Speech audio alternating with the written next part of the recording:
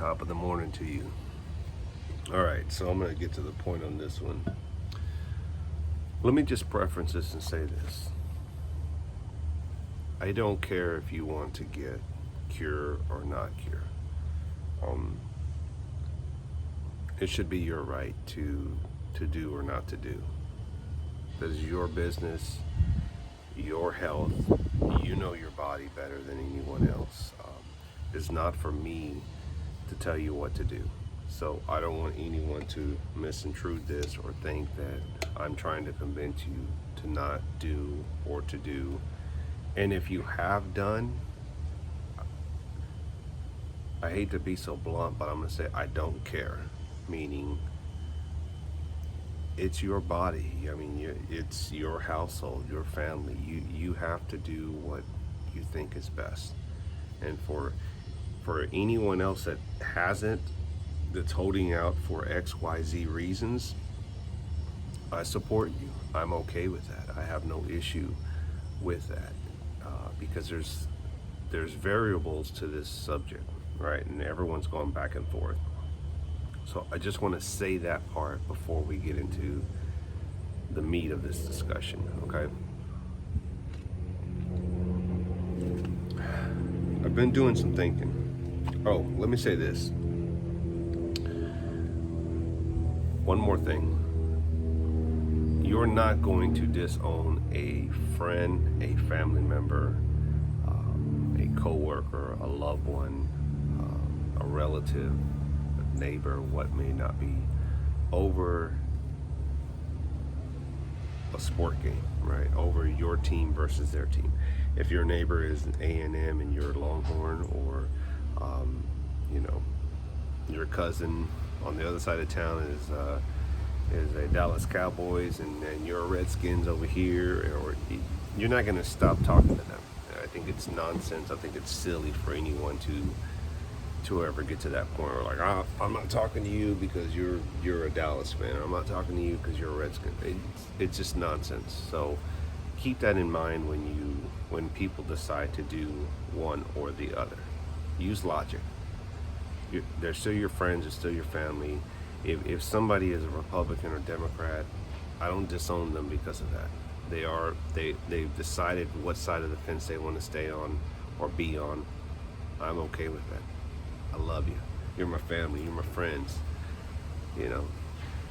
There's people here that I know, whether openly they've gotten it or not, I don't dislike them any less. I still consider them a friend. I still consider them an ally. I still consider them family, as one fellow puts it. So, all right. So let me get into the meat and potatoes of this whole discussion. I was thinking about the nurses and how a lot of the nurses have decided to say, I'm not taking it. I'm out of here. I'm done. I went to school. Spent many years doing this profession. I'm out. I'm standing my ground. And I applaud you. You have the very right to feel that way and respond that way, right? Keep holding out, because I don't think this is over. Keep in mind what I said. I don't care if you're on this side of it. I'm just having a discussion here. Think about this. And here's a logic point. For many people that have, or I should say, for many nurses, male, female, for many nurses that have been working in the hospitals this whole time, right? When this whole thing started, they've worked the first round, they're exhausted, they've done their due diligence, their work, they've gone above and beyond. I applaud you. At this point, I think we're going to get to this point. I think we are going to get to the point of really feeling the effect of the short staff of nurses, because a lot of them have left. They've walked out. They're like, I'm not doing it. The employers have let them go or fired them, however that is.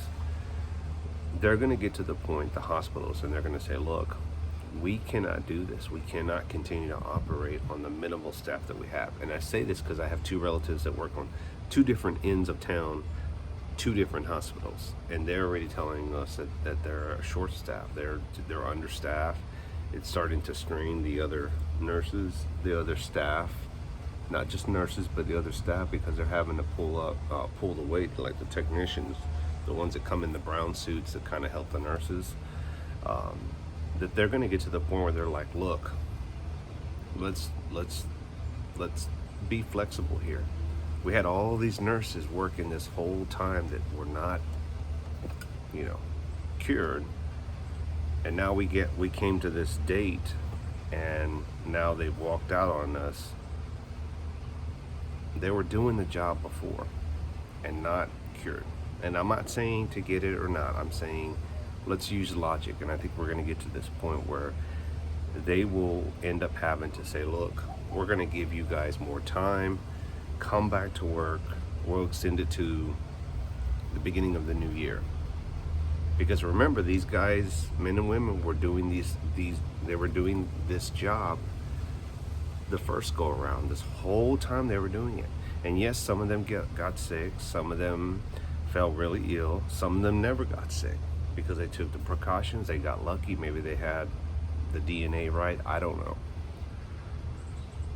But I think we will end up getting to that point.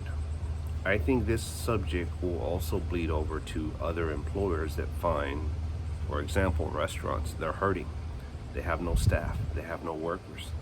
At some point, they're either going to have to come up with a solution, some type of way to work around this to get their business running again. Otherwise, they're going to end up losing their business.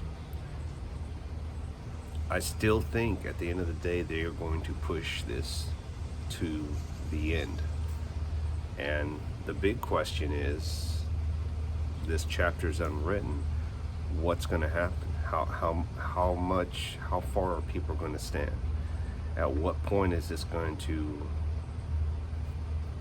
take out half the population? At what point is this going to destroy half the business or more? At what point are there going to be some states that are going to say, look, we're going to be those 2A segregated states. You come to our state, you don't have to worry about your employer making you take it. Let me know what you guys think. I got to go back into work. Have a good day. Keep fighting, guys. I support whatever you want to do. Red out.